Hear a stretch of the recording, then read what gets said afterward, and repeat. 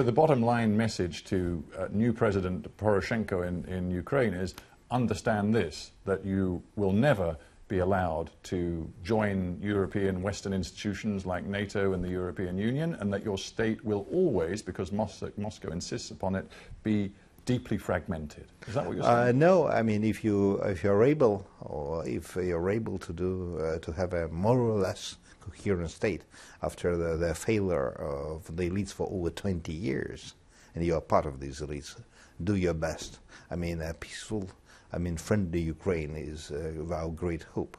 Unfortunately, Ukrainian elite has failed to have a viable state. As to NATO membership, that is exactly what I would say to them. Never. Never.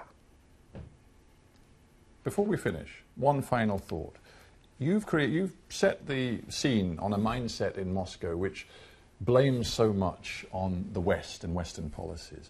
Is it not the case that actually the Soviet system collapsed from within? And it is very likely that the Putin system will collapse from within too. If you look at demographic decline in your country today, if you look at corruption across the economy and the judiciary, if you look at your dysfunctional politics and economy dominated by the state, the oligarchs, Russia doesn't have a good long-term future. I must say that I have lived long enough in my country.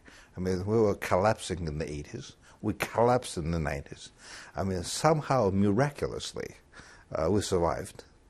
So we are now in stagnation. But fundamentally weakened. Yes. No. I mean, we grew from the ashes. I mean, 1999, my country was a failed state. Nobody acknowledged that. I mean, thanks God. I mean, if Maidan would have started there, I mean, it would have been finished.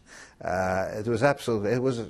I believe that the only explanation that we survived was that the Almighty decided to help us. I just want to pin you down, yes or no. Do you think Putin's Russia is on a trajectory of strength and success or not? At this juncture, not yet. Hopefully it will.